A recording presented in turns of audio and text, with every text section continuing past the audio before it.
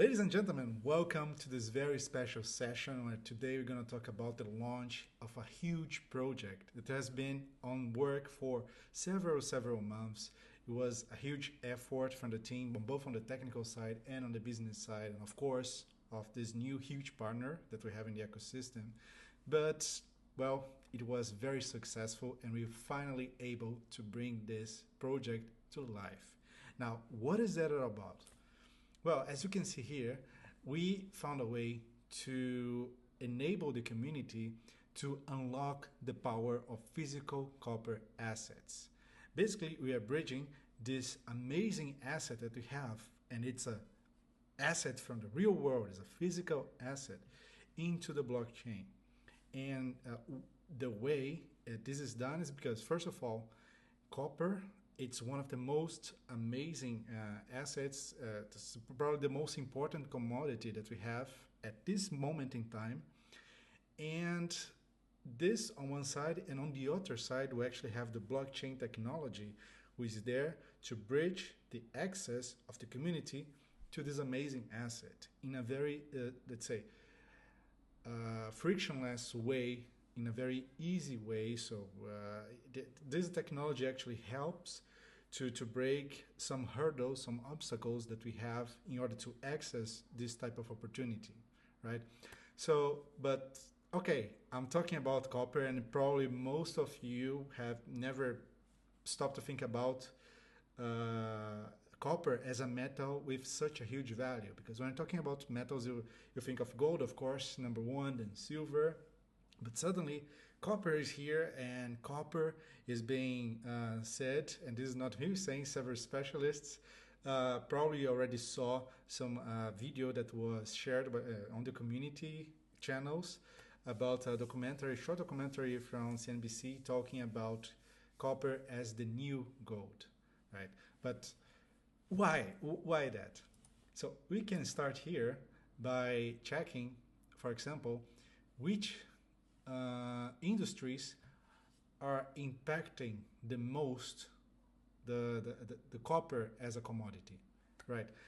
Think about the context of today, and I would like to separate, let's say, this time frame that we have from the whole history until 2024, and then from 2024 into the future, right?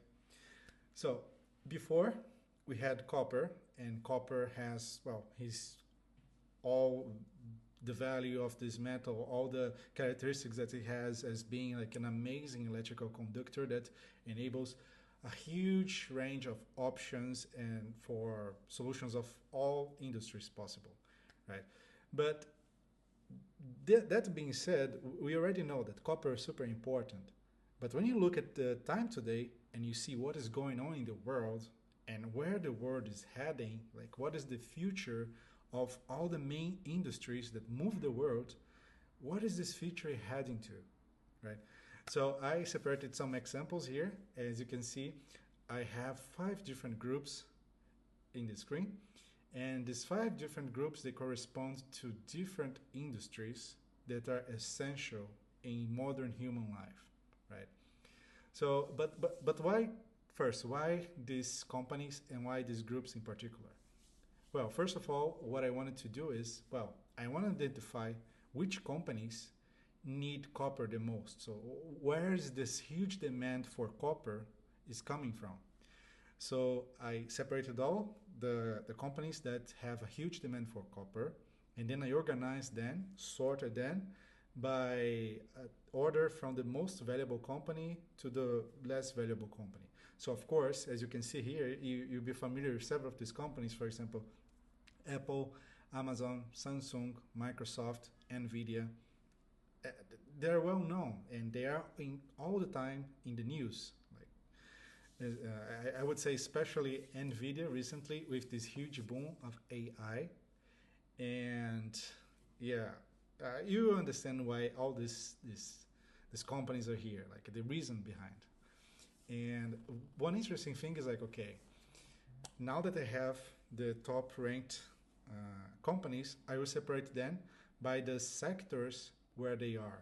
and I will pick up like try to organize them in groups of 2 companies per sector, and sectors that actually have a huge demand for copper as well, this asset that they need in order to keep working. So the groups were semiconductors, clouds and data centers, consumer electronics, electric vehicles, and utility and energy, right? So in the first group, we have semiconductors. And why this is important? And now it's, remember the time frame that I talked about from whole history until 2024 and then from 2024 into the future. Well, before 2024, I mean, artificial intelligence was more like a thing from sci-fi movies, like science fiction stories, books, and yeah, but no one really imagined. Like, if you look 2 years ago, maybe 3 years ago, I don't know, you would never imagine that artificial intelligence would be such a huge part of our daily lives as it is now. No one is expecting that. Well, maybe some researchers here and there, maybe the guys from inside OpenAI, of course, and guys from NVIDIA. But for the normal people, well, this is completely out of question. But here we have, and now that we had this total revolution in the artificial intelligence sector, the main movers of this, of course, it's NVIDIA, which is the one producing most of the GPUs. GPUs is this hardware, this computer piece that you need in order to run the artificial intelligence. So you use this to train, and by training, I mean the artificial intelligence learns and gets better. So the GPUs, the main product that NVIDIA produces is the main fuel of this industry of AI. And of course, TSMC is the company. It's located in Taiwan, and it's a company that makes these very special chips that NVIDIA needs to create their GPUs. So these 2 companies, because of the boom of AI, they skyrocketed completely. You probably saw some charts in the news too about how the prices of the stocks of NVIDIA completely skyrocketed. And this thanks to the AI revolution. And of course, in order to produce these chips, what do you need in huge demand? Copper. Now, let's go to the next industry, which is cloud and data centers. If you see, let's say, don't even need to go far away. We're talking about AI, which translates to ChatGPT, Claude, Gemini from Google. We also have this one from Meta. When you think about this, all these applications, they are not running your computer, right? You have to access some website, and then you register, you log in, you create your account, and then you have access to this chat where you can talk with ChatGPT and ask whatever you want to ask. Of course, I guess nowadays people go more into ChatGPT than Google when they want to like search for something or understand something.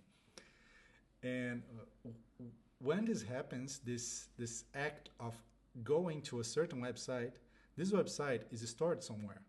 In most of the cases, it will be in the Amazon cloud. Well, Microsoft also has a lot of storage, especially when you talk about corporate solutions. But of course, I guess Amazon is still the number one of all of them. But in fact, when you analyze the volume of infrastructure in the whole world that is operating on the cloud, well, it's undeniable that is an huge volume. And this huge volume needs a huge infrastructure of servers capable of running these websites, storing the data, and so on. It's not news for anybody that like social networks like Instagram, Facebook, TikTok, Twitter, now X, they stored a huge volume of data. And not only then, like, I don't know, banking systems. So you need a huge infrastructure for that. But this infrastructure is not on the cloud. There's this joke that, well, there's nothing like the cloud. It's just someone else's computer. And usually this someone else's computer belongs to Amazon, belongs to Microsoft, and they're huge. And because they're huge, they require a lot of copper. And that's why it justifies this huge demand for copper in this sector. Now, let's go to the next one, which is consumer electronics. I think I don't need to talk much about this because everybody knows Apple, the iPhones, the MacBooks, and of course Samsung as the number one competitor of Apple. These two brands basically dominate the whole smartphone market all around the world. Of course, China is a very special word, it's a word apart. But if you consider the rest of the world, yeah, these two brands dominate with huge volume of sales. And of course, in order to manufacture phones, manufacture computers, uh, you need copper. Of course, several other components, but copper has a huge mm, demand for such brands. Now, electric vehicles, and this is super important as well because it obeys, let's say, this rule that I just made up about the time before 2024 and the time before 2024. If you look at a few years back, well, electrical vehicles are not that popular. Okay, you have like Tesla starting to become popular by 2013, 14. They start to implement these supercharger stations around Europe, but it still was quite a niche. They're growing a lot, but there is no real threat to the traditional gasoline and diesel cars, right? But this completely changed. We see Europe having lots of legislation that give incentives to electric vehicles. If you look at China, especially with the present situation of Tesla right now, BYD is taking the opportunity to push really hard to grab market share that was belonging to Tesla. And when you analyze BYD, which is the biggest Chinese electric cars manufacturer, last time I checked, it had more than 11% of the market share, Chinese market share. Um, there's also like several new factories being built around the world. And of course, in Europe, the plan is to expand and intensify the exportation of electric vehicles, not only to Europe, of course, I guess the Americas as well. So you have a huge boom of these electric cars that are starting to threaten the traditional ones. And why this is so important is because when you talk about an electric vehicle in the manufacturing process, it requires 4 times more copper than a normal car. So imagine, now we have this whole industry. Think about how many cars you have in the world, the size of this industry. Imagine this whole industry is starting now to shift into the electric vehicle mode. And when the shift happens, it multiplies by 4 the demand for copper. And this is where the world is going. Like, you see this everywhere. I have the impression that every time I see the news in any day, like in the previous weeks, I always see something related to BYD, some innovation, some new factory, well, it's clear where it's going, right? And speaking about electricity, not only cars are moved by that, but our whole infrastructure, our lives, our cities, where we live, our homes require electricity. And of course, if you have the power plants that are generating energy, they require in their infrastructure a lot of copper. Now, there's also an interesting shift happening from more renewable ways of generating energy. And when you analyze, for example, a traditional power plant, a traditional way of generating energy like coal plants, where they're burning, and through the burning they heat the water and so on, generates the electricity that arrives in your home. If you replace that by a wind turbine power plant, this requires 3 times more copper. And this is exactly what is happening now in Europe. In Europe, you have several governments giving incentives into changing and updating their old power generation infrastructure into renewable ones. And by renewable ones, they increase by 3 the amount of copper they need to not only be built, but of course to be maintained. And well, okay, now we have the factories, very nice factories with a lot of copper and renewable energy, but we need to find a way to bring this energy from the power plant into the factories and of course into our homes. And how we do this? Well, we need to build a power grid. You need these huge cables for kilometers and kilometers that transport this energy. But what are they made from? I mean, okay, we need, let's say, something that conducts electricity. Can we use gold? Well, Probably yes, but way too expensive. Silver too. So is there another metal that we could use that's not as expensive as gold and it's even better at conducting electricity than gold? Well, you guessed it. It's copper again. So for all these reasons, copper is known by, and it's named like this for specialists, not only of the industry, but also like from the market and so on, as a commodity of the future. And of course, this is because when you compare to other commodities, none of them has such an immense industrial utility as copper. The closest one, I would say, I think, is petroleum. But, well, that's basically one thing that you can do with this, which is generating the energy. But copper, you basically create the whole infrastructure that transport this here and there and all the advanced electronics. And the camera that I'm looking at it right now has a lot of copper. It needs copper to work, and it's connected to my computer, which requires a lot of work. And my GPU, which is going to process it all, it also requires a lot of copper. And, well, while this looks great for people who are into this industry, they own the copper, they have access to this resource, it also causes concerns on the other hand. Why that? Well, if the world is shifting its whole infrastructure into, let's say, ways that demands copper, not only demands more copper, but like we are multiplying by 4 in the automobile industry, which is huge, and multiplying it by 3 in the energy sector. Well, if there's such a huge demand coming, are we able to deliver enough copper to attend this all?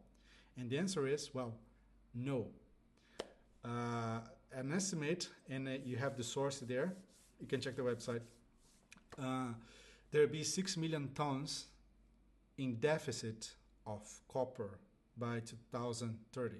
This is not, we're not talking about like 50 years in the future, not talking about 20 years in the future, not talking about a decade in the future.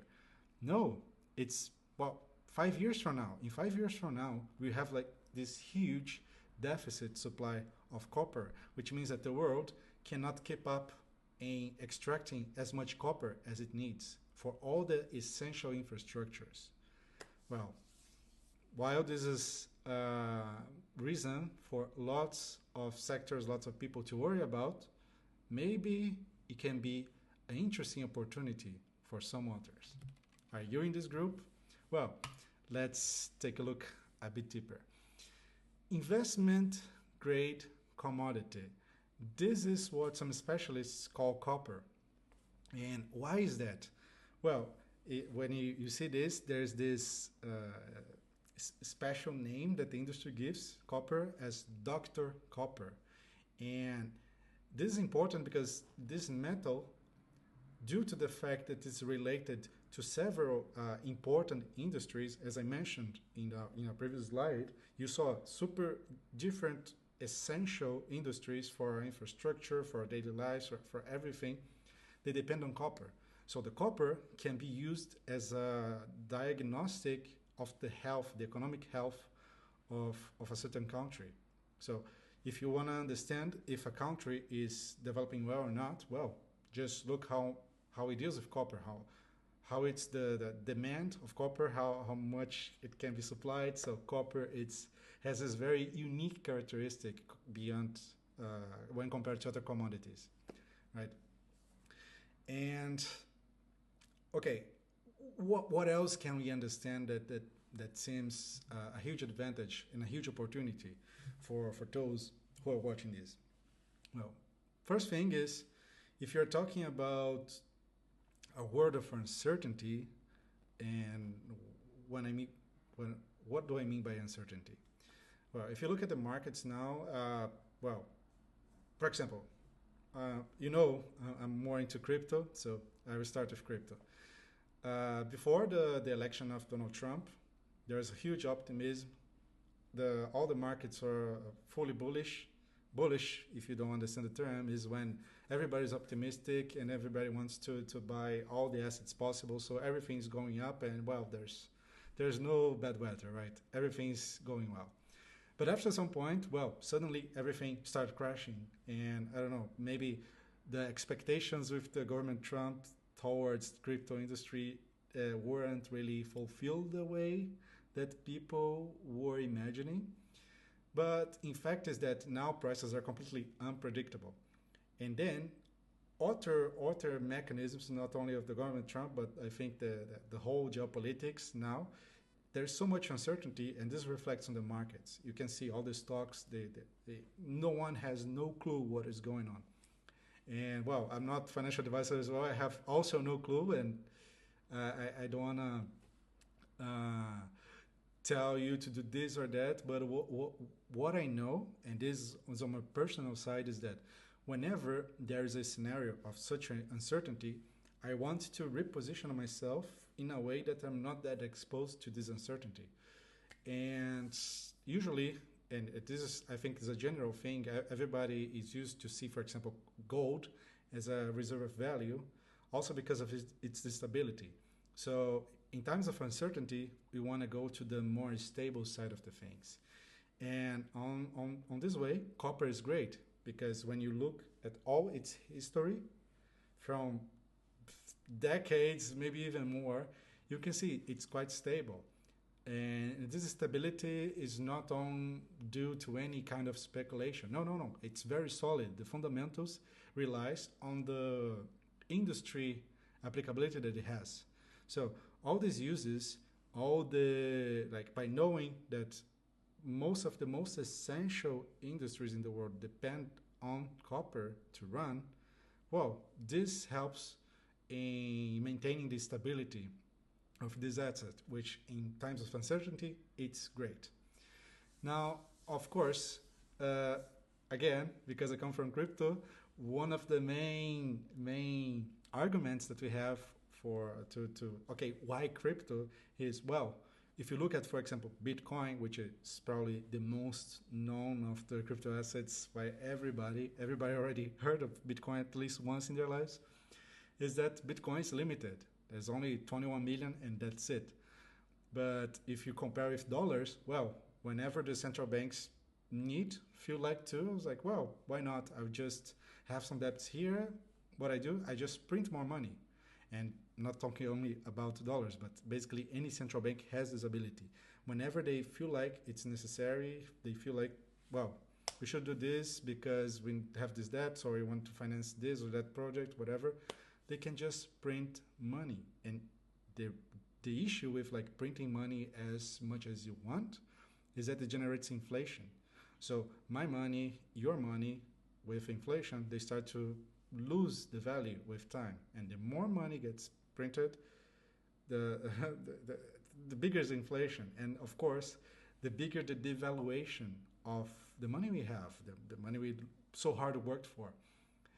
And when we, in scenarios of big inflation, I saw this in several occasions already, and I mean, it's not that hard when you look at the history. In scenarios of big inflation, people often go to stores of value. Gold, I think it's the best example of all.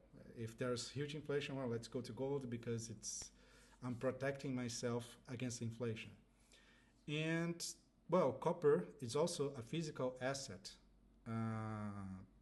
just like gold, but in a sense that I can print as much money as I can, but if I want to print copper, I need to dig very deep in the ground with a heavy equipment, a lot of specialized people. It's very, very hard to drill and get copper. So it's not simply like printing. And this provides this more higher stability, this protection that comes from having a physical asset. Not only a physical asset, so it's not like, well, a bank can simply changing numbers in the database and saying that now they have 5 trillion more. But this physical asset is also hard to get. And besides being very hard to get, we have the third point here, which I think is the most important one, is not only being hard to get, people want it more and more. People, industries, companies, they need this more and more to keep growing, to keep performing their activities, manufacturing their products. They need more and more copper every day. We have industries huge industries shifting, renewables, electric vehicles, artificial intelligence, which is becoming more and more common, and of course we need a lot of infrastructure for that. Everything, when you look into the future, everything points to a huge demand of copper. And again, I am no finances expert here, so everything that I do, it's based on some research that I did, and I always leave the fonts here. So you see, throughout this whole presentation, I will cite every source of every font of all these commentaries about copper, like, oh, copper is the new gold. Well, CNBC, the link is there. Or this deficit that by 2030 we need 6 million tons of copper that we cannot produce. Well, this is not me again. This is a specialized channel that is bringing this data to us. So, and I think it's important. Like you really need to understand from trustable sources what is going on. Now, again, and as I mentioned, this is from a very reputable source. I took this one from the Financial Times. I guess everybody knows it. And here we have a comment of a hedge fund manager saying that we could see prices up to $40,000 per ton over the next 4 years. This was in 2024, so of course we're talking about 2028. But what I like is that when you analyze this data from Financial Times, you can actually understand this scenario. And it's quite simple. So now let's pay attention to the chart here. This chart, let's start first with the supply. As you can see, the supply grows, but grows in a very slow pace because, well, as I mentioned before, copper is not that easy to extract. And besides not being easy, requiring a lot of effort, requires a lot of technology that not many companies in the world have access to, right? So we know that supply, even if it increases, is not that easy to increase. On the other hand, when you look at the demand, of course, I think mainly driven by all these factors that I cited before, of the industries, how everything is being transformed, you can see that demand curve, it's a way higher, way steeper curve upwards. Now, when you see in 2025, the demand goes beyond the supply. So basically, in this year, according to the Financial Times, the supply, the current supply that we have in 2025, won't be enough for the demand that we have by copper is still in this year. Just look at the chart, you will see. Now, well, this is what you can observe. Huge, way bigger demand than what companies are able to supply in this current situation. And of course, price, when I was in university, even though I was in engineering, every engineering, I guess, do have some modules of economics, and everybody learns this very basic, probably like class number one, your very first class of economics in the university, you see, well, price is basically a balance between a supply and demand. And you can see the price prediction curve there. It's the dark blue one. You can see how it goes. But, you know, there's no wizardry, that's no magic.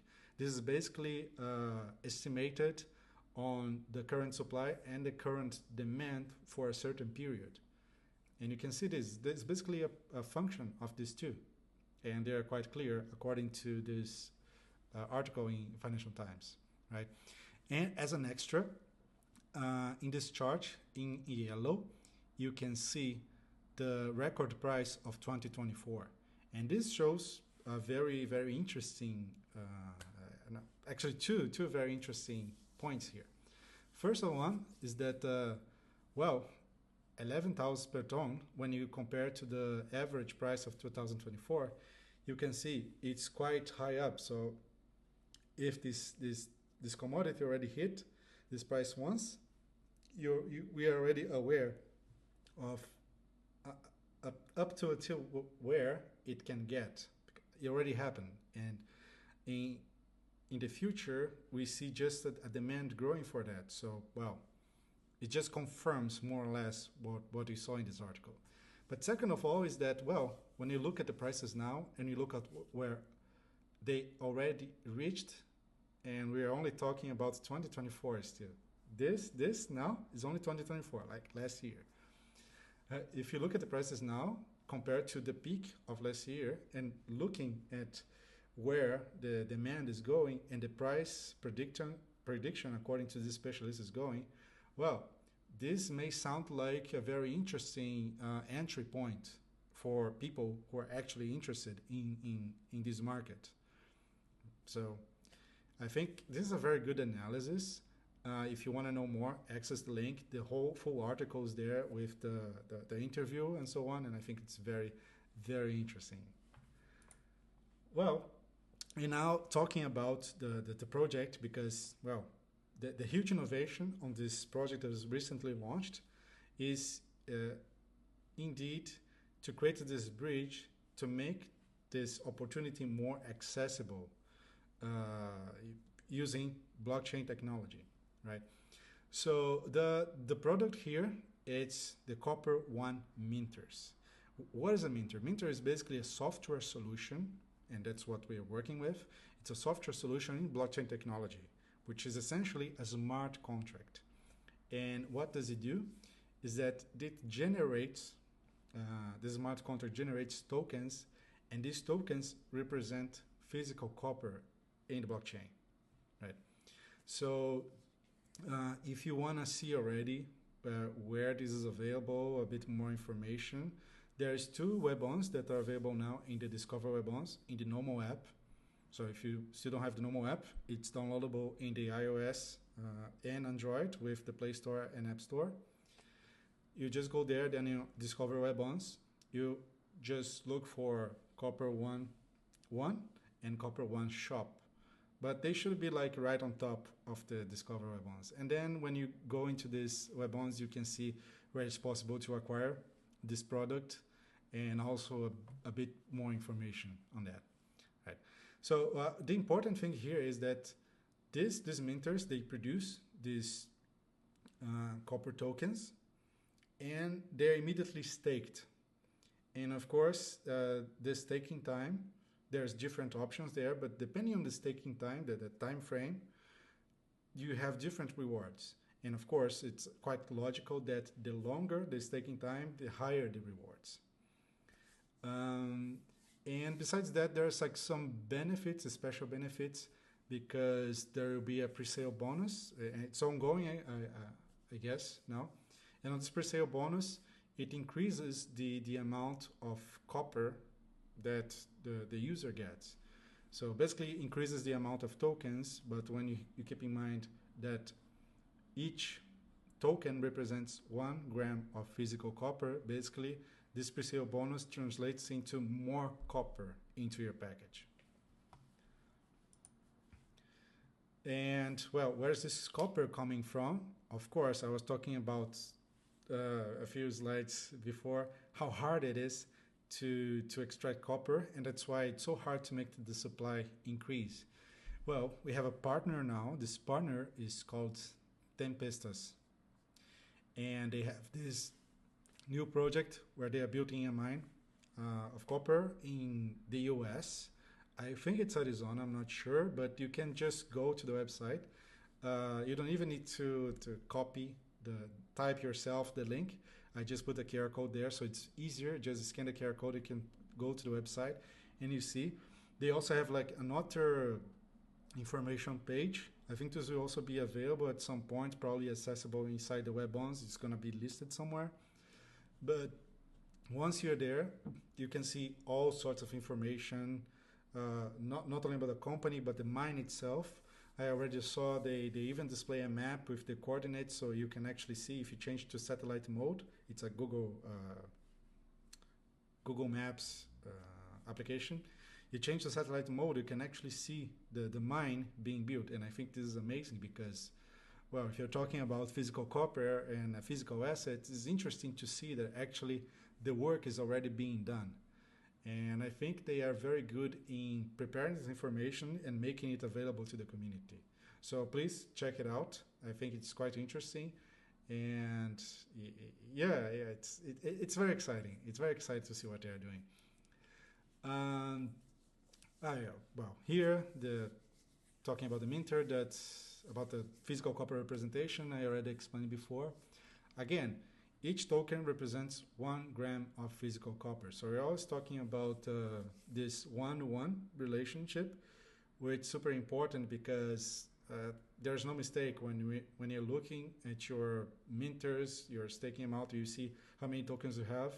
Well, if you know how many tokens you have, you know how many physical copper grams are being represented by that, which gives you a very good estimate, especially if you're keeping up with the copper prices in the commodities market. I think it's very, very easy to use this conversion to stay up to date, right?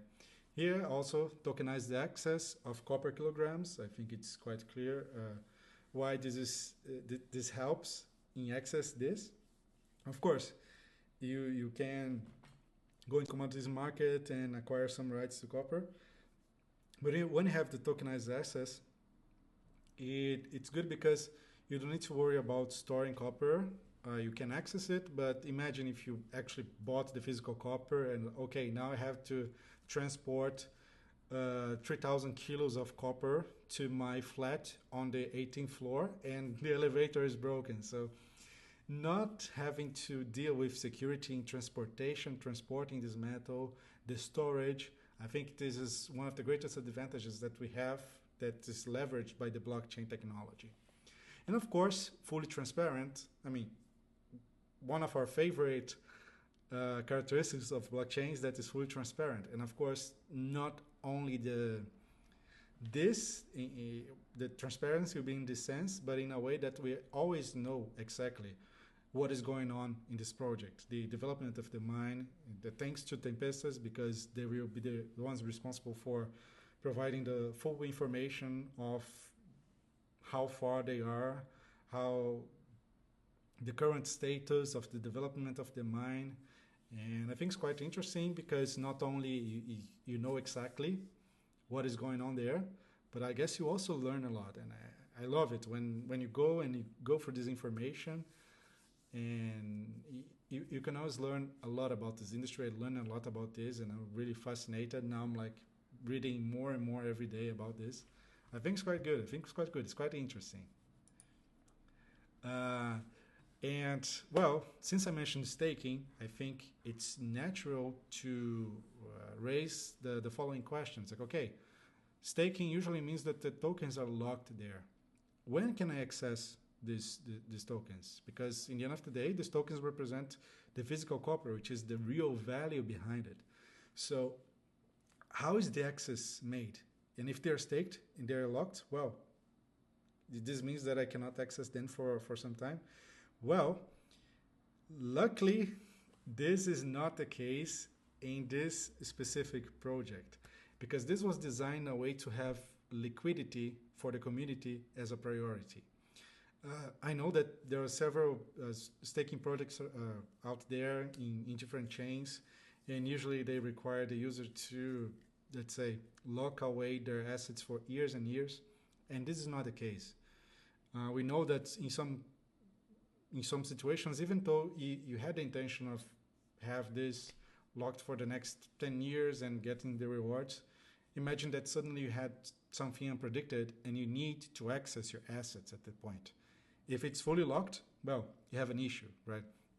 But if you have the liquidity, if you can actually access this the way you want, you have the choice. Now, I want to stake, I want to get all the rewards, but maybe if I need some of this amount, even for something that I didn't predict, or maybe because, there's like a quick opportunity here, so I can use part of this to enjoy this opportunity, well, now you can have it. Because from this project, you can actually withdraw your rewards from day one. Day one means that from the moment that the minters started the minting process and the first rewards are generated, and this basically in day one, you can already withdraw this if you want, right? there will be 30% liquidity available because, of course, this is linked with the project and depends on the development of the mine. So the liquidity it needs to be, let's say, go up, but gradually. But I guess 30% is a very good starting point because this 30% is only in the first month. Then we will slowly like increase until you achieve 100% of liquidity, which means you can basically withdraw everything if you wish to. Of course, withdrawing before the final of the staking period means that you get less rewards. But I'm going to go more into detail in the next one. And since I just mentioned this, okay, first month is a 30% liquidity possible, then gradually up. Well, how exactly up? I don't have the details yet, but I know that will be an official schedule of this withdrawal. So when this it's out, you have there all the information. It's good because you can also plan yourself. You know each month you're able to withdraw already 40%, and maybe you can have a strategy on that or invest. I don't know. It's up to you. But the important message here is, well, if you need liquidity, you have this option. So it's your choice. The control is in your hands, and I think this is great.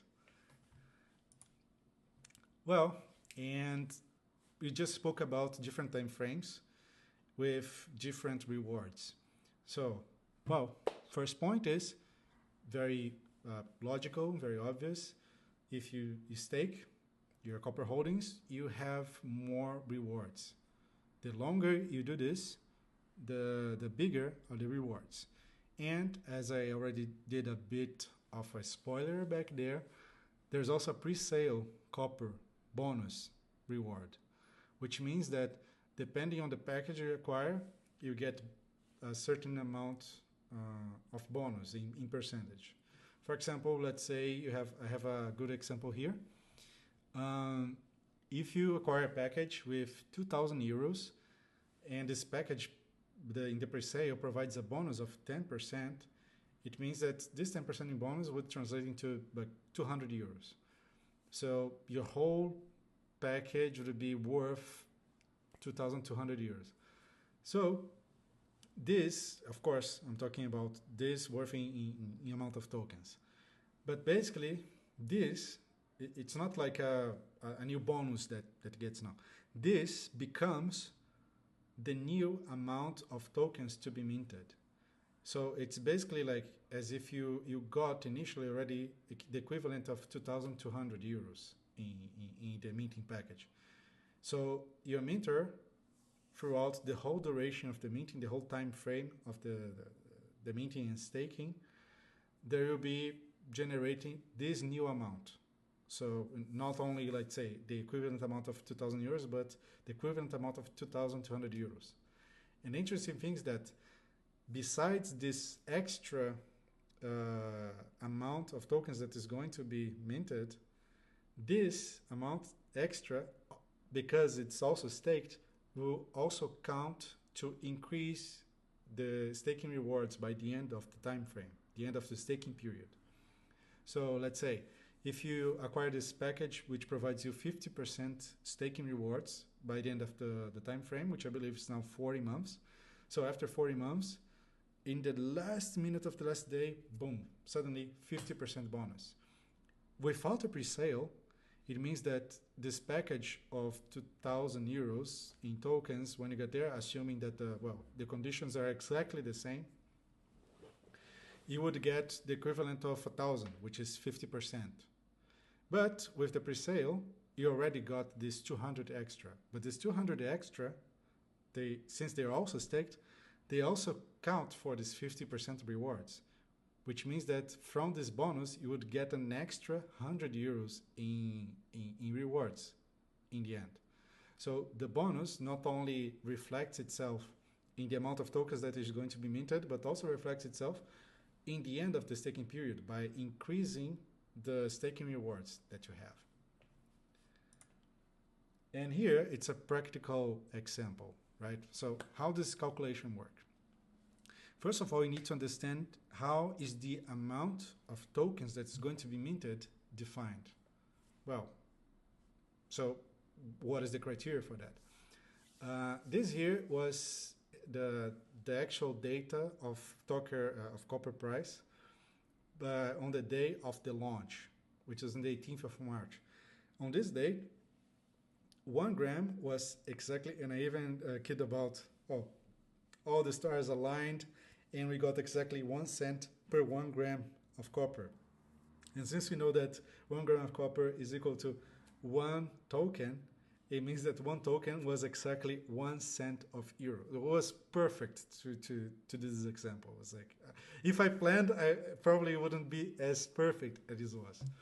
So, since this is the price on this moment, it means that whenever the package is acquired, it means that this price is the one that gets computed into the smart contract.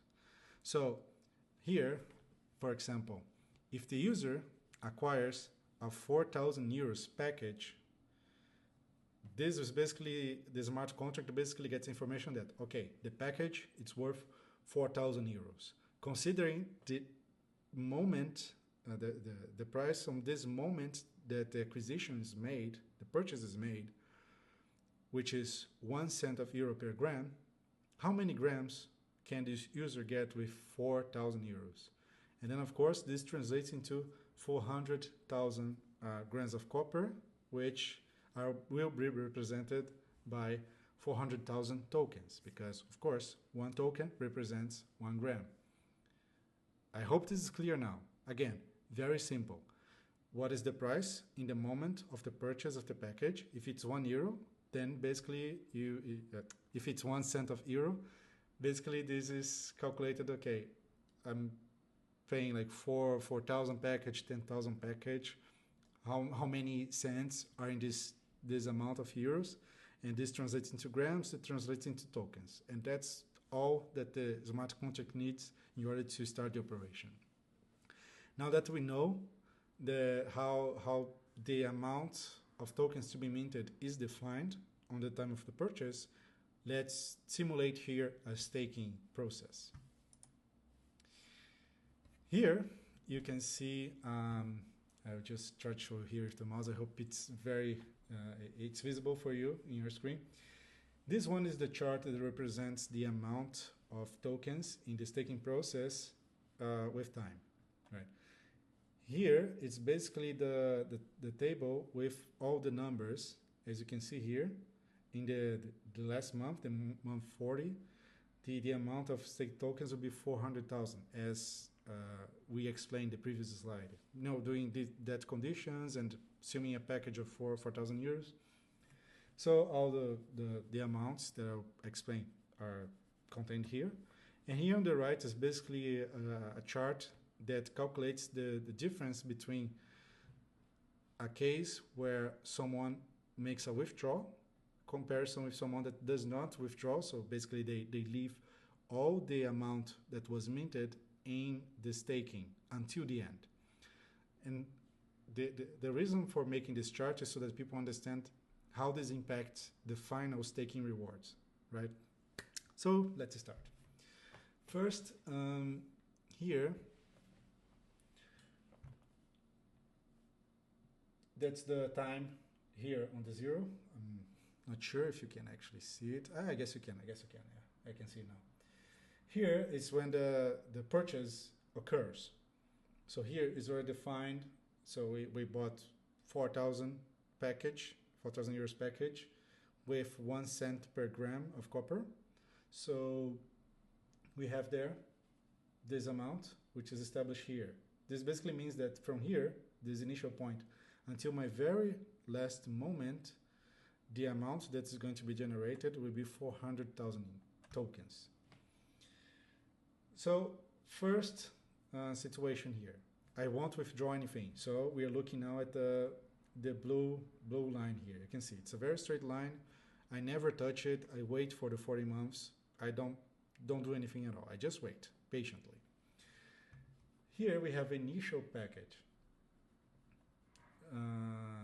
The moment it's bought, well, there's no tokens because that's the moment when the minting starts. So the tokens start being produced after that.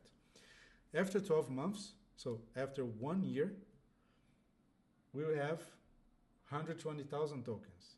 Because, well, if in 40 months I will produce 400,000 tokens, it means that in 12 months I will produce 120,000 tokens. Is linear proportion. Very, very, very simple to calculate. So you just calculate the proportions there. If this is the total in 40 months, so how much will be in these months? Very easy to calculate. Of course, following the same calculation, the proportion for 2 years, so 24 months, would be 240,000 tokens. Again, no mystery here. Now, because I didn't withdraw anything, I will have my fully minted amount by the end of the 40th month, which is 400,000. And this amount, in the very last moment of the very last month, it's what's used by the smart contract to mint the staking rewards. In this case here, because we took the package for 40 months, it's 50% rewards. So if I have 50% rewards, 50% of 400,000 is 200,000. So what is my total value after this process? Well, easy. 400,000 plus 200,000, 600,000. But you see, here, the total value I have is the same value that was minted, as exception in the last day of the last month where I get the rewards. Now, let's analyze here the golden brown situation here in the chart. The difference here is that after 1 year, I will withdraw a few tokens. And after 2 years, I withdraw again. So let's understand how this impacts the rewards in the end. Because, I mean, the rewards in the end is the only thing that's impacted. Otherwise, everything stays the same. So it's still a huge advantage for the user. So again, we start with 0 tokens. It's the moment of the purchase. After 1 year, I minted, you can see here, total value is the same as if I didn't withdraw. It's like 120,000. So this is the total value that was minted.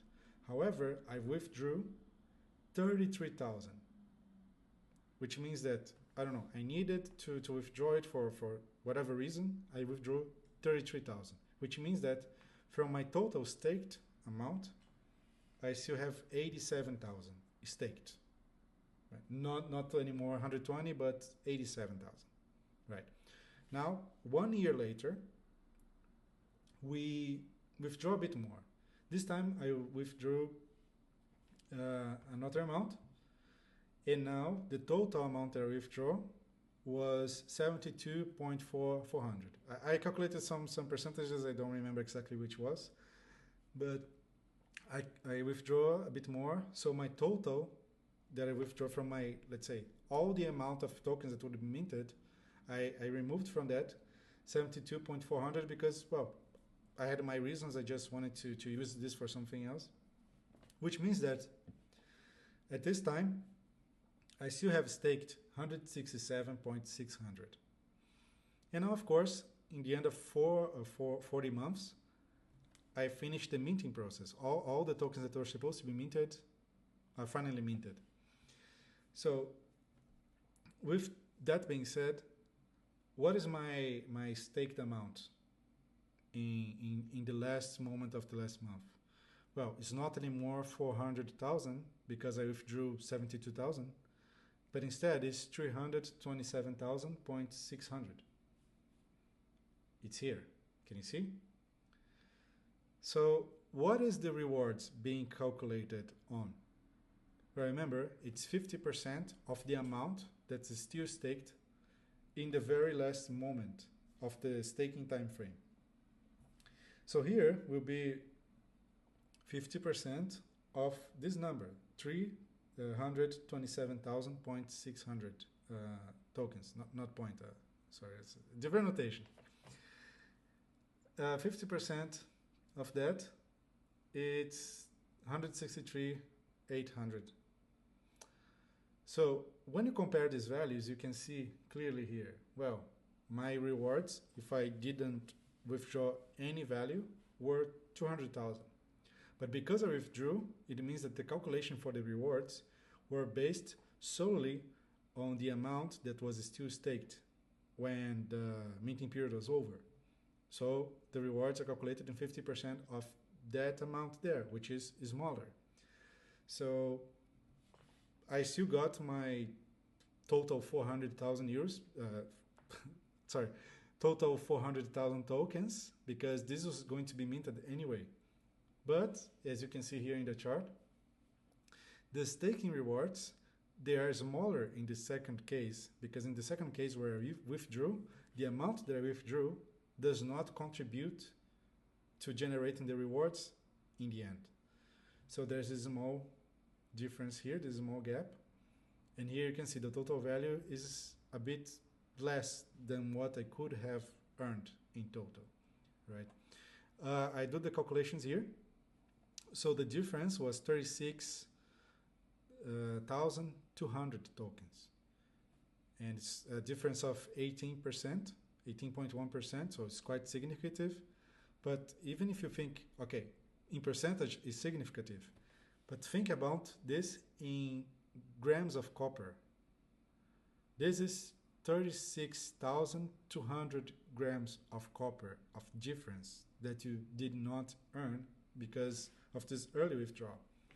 So again, I wouldn't characterize this as good or bad. I think the good point here, and the only good point, is that there's liquidity. So if you choose to leave it until the end, and I guess most people would choose that, you get the maximum possible rewards. But if for some reason you need to withdraw this before, you are able to do it. So it's in your hands. No one is like locking away and it's like, no, you cannot access this. You have the access in your hand. And I think this is really great because several staking programs out there, they do not offer the user this option. And this, you also can, let's say, oh, I have another opportunity, I want to use these tokens for something else. Well, you can still, since you know how the system works, you can still, let's say, calculate it, so you create a strategy that you optimize the rewards, the possible return of this opportunity here, without sacrificing a lot of rewards in the future. So this mechanism, and also the fact that you have the liquidity, you have the control, gives you a huge range of strategies that you can follow, you can come up with, that, well, fits your, I don't know, your way of dealing with things, your way of taking the opportunity. So again, everything is possible here. It's in your hands, and I love that. I think crypto, everybody that comes to crypto comes with this ideal that taking the stuff in their hands. They want to be in control, not some other bank, some other financial institution. They want to be the ones, well, calling the shots. So I guess this project here, besides being an amazing way of accessing this opportunity with physical copper assets, but it also allows you to exercise this freedom to control what you do with your own money. And I think this is amazing. Right. Now, of course, people probably be asking about the compensation plan because, well, this is also a product. This is also a solution offered by the cooperative. You that are members, you know, there are several benefits in being a member. And one of them is that you have the right to actually promote these products and, of course, earn commissions on successful deals closed with these products. So again, huge advantage from being a member of the cooperative. Now, it's very simple. It's very simple because if you're already a member, there is basically no extra work. This is just another product that is available in the cooperative that you can promote and earn commissions. So first topic here, well, commission on sales. This is quite clear, quite obvious. If you promote, if you close a deal, you get the commissions. Done. Easy. Second topic, and I think this is extremely interesting for the members of VU1. Well, if you think about, okay, should I onboard a new customer or a new team? Like I'm already in VU1, I already put a lot of effort. Should I still do the same for copper? No, my friend, this is one of the best structures that you could possibly have, because it's you're already in the cooperative, which means that there's zero effort. The same team that you have on VU1 working with you is the same team here. It's nothing changes, which means that there's no new registration required, no new, let's say, re-onboarding of people that are already in your team or your customers. Everything stays the same. So zero extra effort on this sense. It's the same team tree. And another very positive aspect is that it's also the same compensation plan. So the same compensation plan that you see in VU1 and flight control applies here. And which plan is this? It's very simple. That's basically, well, three ways that the commission works. The number one is the direct downline commission. So basically, if you just performed a sale to someone that's your direct downline, your commission is 9% on that. If it's someone in your second downline, so someone below your direct downline, and there's a deal closed there, you still get 5% of that commission. So this is like the two main commissions. But the very special thing here in the system is the differential plan commission. This is based on the infinity factor, which means that, well, not only you get commissions from direct downline sales, not only get commissions from second downline sales, but you also get commissions from all the downlines, all the legs. And this is calculated with the differential plan. If you need to have the exactly information on which levels provide which infinity factors, which are used to calculate the commissions, all this information is available inside flight control. You just go on the menu of flight control. There will be a menu item called ranking info, if I'm not mistaken. I think this is the name, ranking info. If you access ranking info, there will be a table with all the values, the description of all levels and their respective, not only performance required to achieve that level, but also the amount of infinity factor that level provides you. And this infinity factor is what is used to calculate the commissions for any sales that you perform. So I guess it's quite straightforward. 9% downline, 5% second downline, and infinity factor all downline. Well, I guess this is a huge opportunity in the moment that we are currently going through right now. Everything that I said today here, even though I put all the sources, you can verify all the articles, you can do your own research, you can go there and learn more about this. But even if I didn't put all the sources, I think you're already familiar with several things that I mentioned before about the artificial intelligence revolution, about the shift from traditional sources of energy to renewable ones, the shift from traditional cars, especially in Asia, in Southeast Asia, in China, this very special case. All of this is in the news all the time.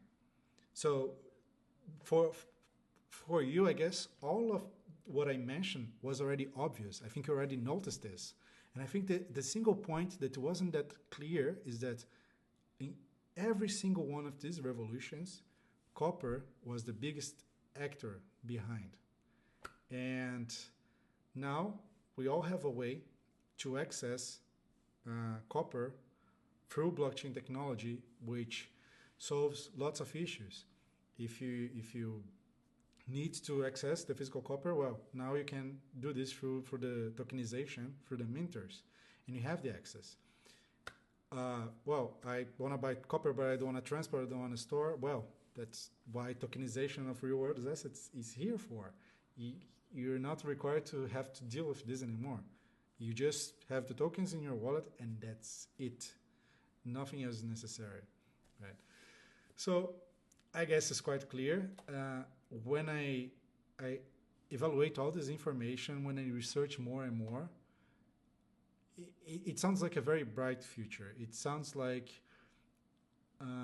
let's say, I'm not old enough to have been able to take the opportunity that gold offered long time ago, when, well, you could acquire gold because it's so affordable, and now gold just achieved a new record. But of course, let's say I was born too late to take this opportunity in the right moment. And when I see this, personal point of view, and of course, no financial advice at all, but when I see this, I look at copper and I see, well, maybe this is my chance. Maybe this is my chance.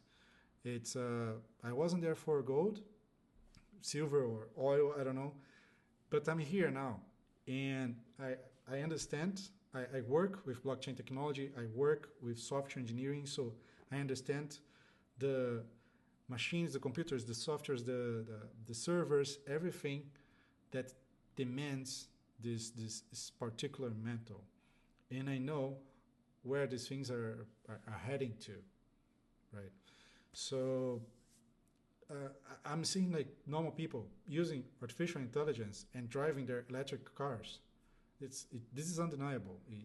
If I go down now on the street, I'm pretty sure I'm gonna find someone driving an electric car, and some, I don't know, some older person that is not really familiar with computers, but somehow knows what artificial intelligence is, somehow knows ChatGPT and even talks to it. So I don't know. I feel really optimistic, and I really think that it was so worth it to invest so much time and effort. Again, technical side, business side, all the team was an excellent work, and I think it's worth it. I really see a reason behind it, a good reason, and a reason that goes together with the ideals that we had. Like when we first started with these blockchain projects, the idea is that let's take back the control, let's be independent, and we still had some limitations. I can be independent, but I cannot dig copper on my own. But now we have this partner, and now we have this technology, and you have the bridge that connects them both. So the chances here, it's your choice, but if you choose to, I guess, well, like me, I guess we have a very, very good chance to make a difference here, and good chance to be able to see this bright future. Well, it was a pleasure to be here again. I will be seeing you very soon. And, well, let's see ourselves again in the next call. Thank you very much.